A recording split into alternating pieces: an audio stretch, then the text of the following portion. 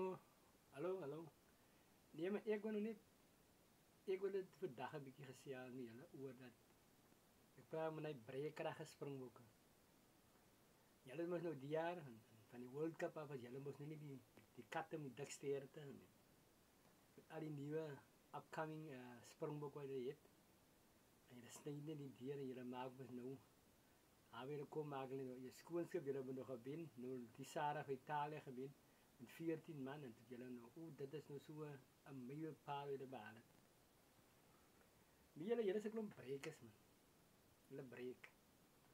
Maar ek kan weer beseker. Daai breek is nie meer vir lankie.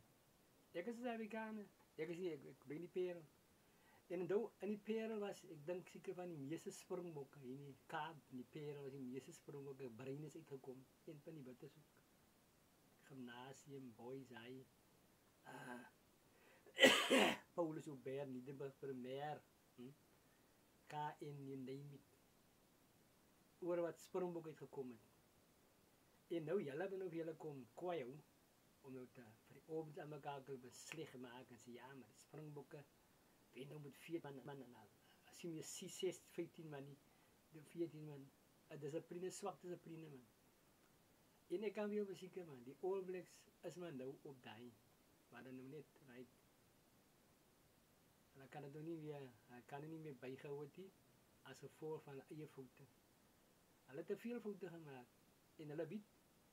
En nou wil almal nog wat kritiseer, want dus All Blacks is die span nie nasie, span samenwerking en al die klomp goed. Nee man, dis maar net 'n matter of time, jy het nog 2 jaar oor.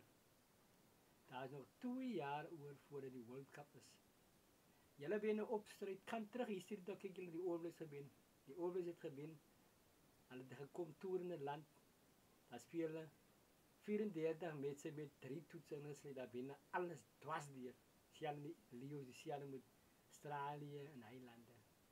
Alles gewen. En dan kan julle nie se die Springbok kan iets gewen het. En ek garandeer julle nou man, hulle gaan